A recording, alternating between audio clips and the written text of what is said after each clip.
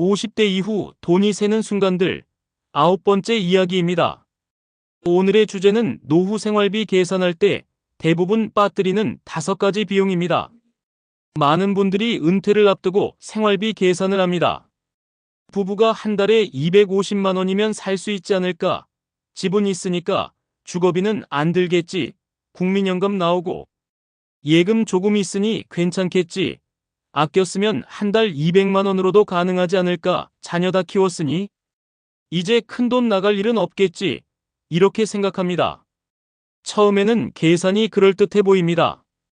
식비 얼마, 관리비 얼마, 통신비 얼마, 보험료 얼마, 병원비 조금, 교통비 조금, 경조사비 조금 이렇게 적어보면 노후 생활비가 어느 정도 잡히는 것 같습니다. 그런데 실제 은퇴 생활을 시작하면 이상한 일이 생깁니다. 분명 계산했는데 돈이 부족합니다. 예상보다 통장 잔고가 빨리 줄어듭니다. 매달 큰 돈을 쓴 것 같지도 않은데 남는 돈이 없습니다. 국민연금이 들어와도 며칠 지나면 카드값과 자동이체로 빠져나갑니다. 병원 한번 다녀오고 자녀에게 한번 도와주고 냉장고 하나 고치고 나면 한 달 예산이 무너집니다. 이때 많은 분들이 생각합니다. 내가 돈을 너무 헤프게 쓰나? 요즘 물가가 너무 오른 건가? 연금이 너무 적어서 그런가? 계산을 잘못한 건가? 이렇게 불안해집니다. 물론 물가도 문제이고 연금도 문제입니다. 하지만 더 큰 문제는 따로 있습니다. 처음 노후 생활비를 계산할 때 빠뜨린 비용이 많다는 점입니다. 노후 생활비는 단순히 밥값과 관리비만 계산해서는 안 됩니다. 진짜 무서운 돈은 매달 고정적으로 보이지 않다가 어느 순간 갑자기 튀어나오는 돈입니다. 처음에는 작게 보이지만 1년 단위로 보면 큰 돈이 되는 비용입니다. 집, 건강, 가족, 인간관계, 디지털 생활처럼 삶 전체에서 조금씩 새는 돈입니다. 오늘은 50대 이후 노후 생활비를 계산할 때 대부분 빠뜨리는 5가지 비용을 현실적으로 풀어보겠습니다. 이 5가지를 모르면 노후 예산은 늘 부족합니다. 반대로 이 5가지를 미리 계산하면 불안이 줄어듭니다. 노후 돈 관리는 많이 버는 것보다 빠지는 돈을 정확히 아는 것에서 시작됩니다. 첫 번째로 빠뜨리는 비용은 집 유지비입니다. 많은 분들이 노후 생활비를 계산할 때 우리는 집이 있으니까 주거비는 안 들어 이렇게 말합니다. 이 말은 반은 맞고 반은 틀립니다. 월세를 내지 않는다는 점에서는 맞습니다. 전세금을 올려줄 걱정이 없다는 점에서도 맞습니다. 내 집이 있다는 것은 분명 노후의 큰 안정입니다. 하지만 집이 있다고 주거비가 영원히 되는 것은 아닙니다. 집은 살 곳이기도 하지만 동시에 계속 돈을 요구하는 자산입니다. 관리비가 나갑니다. 재산세가 나갑니다. 수리비가 나갑니다. 난방비가 나갑니다. 전기요금, 수도요금, 가스요금이 나갑니다. 오래된 집이라면 보일러, 배관, 창호, 도배, 장판, 싱크대, 욕실 수리비도 생깁니다. 아파트에 사는 분들은 관리비를 가장 먼저 체감합니다. 현역 시절에는 월급이 들어오니 관리비가 조금 올라가도 버틸 수 있었습니다. 하지만 은퇴 후에는 관리비가 연금에서 빠져나갑니다. 예를 들어 국민연금이 월 100만 원 들어오는데 관리비가 30만 원 나온다고 해보겠습니다. 연금의 30%가 관리비로 사라집니다. 여기에 전기요금, 가스요금, 통신비, 보험료, 식비까지 더하면 실제로 쓸 수 있는 돈은 크게 줄어듭니다. 특히 은퇴 후에는 집에 있는 시간이 늘어납니다. 집에 있는 시간이 늘면 전기 사용도 늘고 난방비도 늘고 수도 사용량도 늘 수 있습니다. 여름에는 에어컨을 틀어야 하고 겨울에는 난방을 줄이기 어렵습니다. 건강이 약해질수록 너무 덥거나 추운 환경을 참는 것도 위험합니다. 집 수리비도 문제입니다. 집은 어느 날 갑자기 고장납니다. 보일러가 멈춥니다. 수도관이 셉니다. 화장실 변기가 고장납니다. 싱크대 배수구가 막힙니다. 창문 틈으로 바람이 들어옵니다. 누수가 생기면 아래층과 갈등이 생길 수도 있습니다. 이런 비용은 매달 나가는 돈은 아닙니다. 그래서 생활비 계산에서 빠뜨리기 쉽습니다. 하지만 한번 발생하면 수십만 원, 수백만 원이 들어갈 수 있습니다. 노후 생활비 계산에서 집 유지비를 빼면 안 됩니다. 집이 있어도 주거비는 있습니다. 월세가 없을 뿐 관리비와 세금과 수리비는 계속 나갑니다. 그래서 50대 이후에는 반드시 집 유지비 통장이 필요합니다. 매달 10만 원이든 20만 원이든 따로 떼어두는 것이 좋습니다. 관리비와 공공요금은 매달 생활비에 넣고 수리비와 재산세는 1년 단위 예비비로 계산해야 합니다. 두 번째로 빠뜨리는 비용은 병원비보다 더 자주 나가는 건강관리비입니다. 노후 생활비를 계산할 때 병원비는 어느 정도 생각합니다. 나이 들면 병원비가 들겠지, 약값은 조금 들어가겠지, 큰 병만 안 걸리면 괜찮겠지, 이렇게 생각합니다. 하지만 실제로 노후에 새는 돈은 큰 수술비만이 아닙니다. 더 자주, 더 꾸준히 나가는 돈은 건강관리비입니다.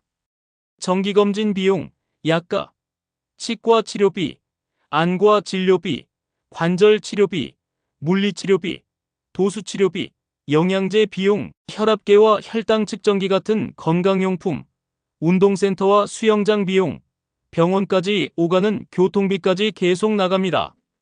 특히 치과 치료는 노후 생활비를 크게 흔듭니다. 임플란트, 틀니, 잇몸 치료, 크라운, 신경치료는 한번 시작하면 큰 돈이 듭니다. 치아는 먹는 문제와 연결되기 때문에 미룰 수도 없습니다. 그런데 많은 분들이 노후 생활비 계산에 치과 비용을 충분히 넣지 않습니다. 눈도 마찬가지입니다. 백내장, 녹내장, 황반변성, 안구건조증 같은 눈 건강 문제가 늘어날 수 있습니다. 진료비와 약가, 검사비가 반복될 수 있습니다. 관절도 돈이 들어갑니다. 무릎, 허리, 어깨 통증 때문에 정형외과를 다니고 물리치료를 받고 주사치료를 받고 보호대나 운동기구를 구입합니다. 처음에는 작은 비용 같지만 반복되면 큰 돈입니다. 또 하나 놓치기 쉬운 것이 병원 교통비입니다. 대학병원이나 큰 병원을 다니면 택시비, 주차비, 보호자 식비가 함께 들어갑니다. 몸이 불편하면 대중교통을 타기 어렵습니다. 한번 병원에 다녀오면 진료비보다 교통비와 식비가 더 부담될 때도 있습니다. 건강관리비는 아플 때만 드는 돈이 아닙니다. 건강을 유지하기 위해 계속 드는 돈입니다. 그래서 노후 생활비 계산에는 병원비 항목을 하나로 뭉뚱그리지 말고 나누어야 합니다. 매달 반복되는 약가, 1년에 한두 번 드는 검사비, 치과와 안과 같은 고액 가능 비용, 운동과 재활에 필요한 비용, 병원, 이동 비용, 간병이나 보호자 비용 가능성까지 나눠야 현실적인 예산이 됩니다. 세 번째로 빠뜨리는 비용은 가족 지원비입니다. 노후 생활비를 계산할 때 많은 분들이 자녀 다 키웠으니 이제 돈 들어갈 일은 없겠지, 이렇게 생각합니다. 하지만 현실은 다를 수 있습니다. 50대 이후에도 가족에게 들어가는 돈은 계속 생깁니다.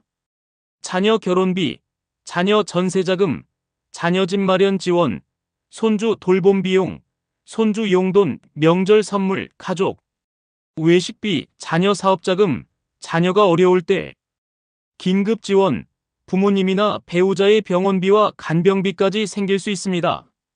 이런 돈은 예산표에 잘 보이지 않습니다. 하지만 실제로는 큰 돈이 됩니다. 특히 자녀에게 주는 돈은 감정이 섞여 있어서 더 위험합니다. 자녀가 힘들다고 하면 거절하기 어렵습니다. 손주가 태어나면 뭐라도 해주고 싶습니다. 자녀가 전세금이 부족하다고 하면 마음이 흔들립니다. 결혼할 때 다른 집만큼은 못 해줘도 조금은 도와주고 싶습니다. 문제는 은퇴 후 부모의 돈은 다시 채워지기 어렵다는 점입니다. 현역 시절에는 자녀를 도와줘도 월급이 들어왔습니다. 하지만 은퇴 후에는 한번 큰 돈이 나가면 회복이 어렵습니다. 예금에서 1천만 원을 빼주면 그 돈은 다시 쌓이지 않을 수 있습니다. 퇴직금에서 3천만 원을 도와주면 노후 생활비 몇 년치가 줄어들 수 있습니다. 가족 지원비가 위험한 이유는 계획 없이 나간다는 점입니다. 처음에는 작은 돈입니다. 명절에 30만원, 손주 생일에 20만원, 자녀 이사할 때 100만원, 병원비 보태주며 200만원, 전세자금 도와주며 1천만원, 이렇게 쌓이면 노후 자금이 빠르게 줄어듭니다. 자녀를 돕지 말라는 뜻이 아닙니다. 다만 순서가 필요합니다. 내 노후 생활비를 먼저 계산해야 합니다. 내가 도와줄 수 있는 한도를 정해야 합니다. 한 번 도와준 돈이 반복 지원으로 이어지지 않도록 해야 합니다. 가족에게 줄 돈과 빌려줄 돈을 구분해야 합니다. 가족을 사랑하는 마음과 노후 재정은 함께 관리해야 합니다. 네 번째로 빠뜨리는 비용은 인간관계 유지비입니다. 노후 생활비를 계산할 때 많은 분들이 식비와 관리비는 넣지만 인간관계 비용은 빼놓습니다. 하지만 50대 이후에도 사람을 만나며 사는데 돈이 듭니다. 경조사비, 친구 모임 회비, 동창회 회비, 종교 모임, 헌금이나 후원금, 취미 모임 비용, 동호회 회비, 커피가, 식사비, 명절 선물, 생일 선물, 문병비, 부의금, 축의금이 생깁니다. 이 비용은 작게 보이지만 무시할 수 없습니다. 특히 경조사비는 노후에 은근히 큰 부담입니다. 친구 자녀 결혼식, 지인 장례식, 친척 행사, 동창 모임, 이웃 경조사까지 한 번에 5만원, 10만원, 20만원이 나갑니다. 한 달에 여러 번 겹치면 생활비가 흔들립니다. 그렇다고 인간관계를 모두 끊을 수도 없습니다. 50대 이후에는 사회적 관계가 건강과 정서에 중요합니다. 혼자 지내면 외롭고 우울해지고 생활 리듬도 무너질 수 있습니다.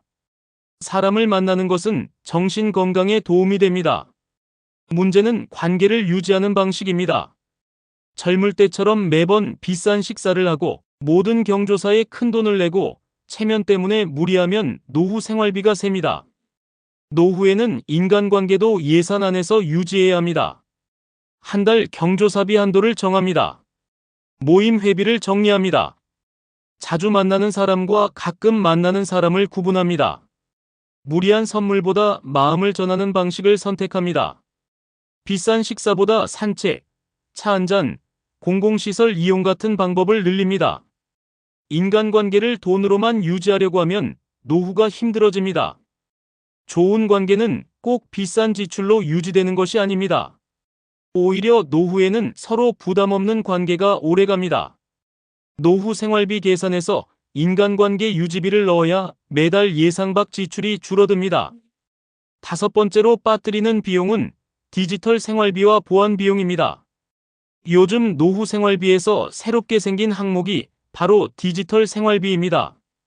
예전에는 없던 비용입니다. 휴대폰 요금, 인터넷 요금, 온라인 구독료, 영상 서비스 구독료, 음악 서비스, 클라우드 저장 공간, 보안 프로그램, 스마트폰 교체 비용, 기기, 수리비, 앱 결제, 온라인 쇼핑 배송비, 개인정보 보호와 보안 관련 비용이 매달 조금씩 나갑니다. 문제는 많은 분들이 이 돈을 정확히 모른다는 것입니다. 휴대폰 요금이 얼마인지 모릅니다. 몇 개의 구독 서비스가 자동 결제되는지 모릅니다. 예전에 가입한 앱이 계속 결제되는지 모릅니다. 자녀나 손주가 연결해준 서비스가 내 카드에서 빠져나가는지 모릅니다. 매달 9,900원, 12,000원, 15,000원은 작아 보입니다. 하지만 이런 구독이 5개만 있어도 한 달 5만원 이상입니다. 1년이면 60만원입니다. 10년이면 600만원입니다. 작은 구독료가 노후 생활비를 조용히 갉아먹습니다. 디지털 생활비에서 더 무서운 것은 사기 피해입니다. 문자 링크를 잘못 눌러 개인정보가 유출됩니다. 가짜 은행 앱을 설치합니다. 자녀 사칭 문자를 믿고 송금합니다. 택배 문자에 속아 악성 앱을 설치합니다. 카드 결제 문자를 보고 놀라서 링크를 누릅니다. 정부 지원금 신청 문자에 개인정보를 입력합니다. 이런 피해는 한 번에 큰 돈을 잃게 할 수 있습니다. 그래서 50대 이후에는 디지털 생활비와 보안 비용을 따로 생각해야 합니다. 스마트폰을 안전하게 쓰는 교육비, 보안 설정을 배우는 시간, 필요 없는 구독을 정리하는 습관, 비밀번호를 안전하게 관리하는 방법, 공식 앱만 설치하는 원칙, 문자 링크를 누르지 않는 습관도 노후 돈 관리입니다. 대부분 빠뜨리는 비용에는 공통점이 있습니다. 매달 똑같이 나가지 않는다는 점입니다. 관리비는 보이지만 수리비는 안 보입니다.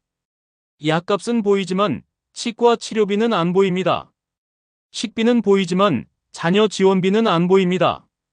통신비는 보이지만 구독료는 안 보입니다. 정기 모임 회비는 보이지만 갑작스러운 경조사비는 안 보입니다. 이런 비용들은 매달 고정적으로 보이지 않아서 예산표에서 빠집니다.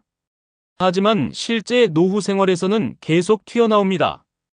보일러 고장, 치과 치료, 자녀 긴급 지원, 친척 장례식, 스마트폰 교체, 병원 검사비, 자동차 수리비, 집 누수, 명절 비용이 한꺼번에 오면 생활비가 무너집니다.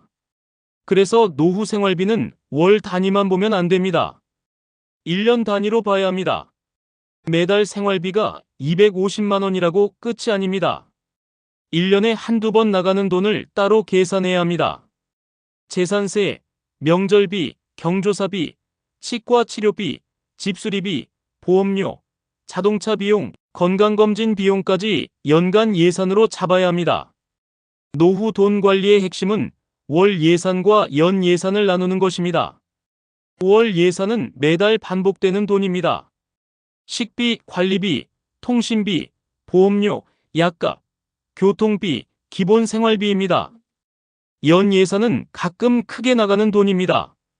집수리비, 재산세, 치과 치료비, 건강검진비, 명절비, 경조사비, 가전제품 교체비, 가족 지원비, 스마트폰 교체비입니다.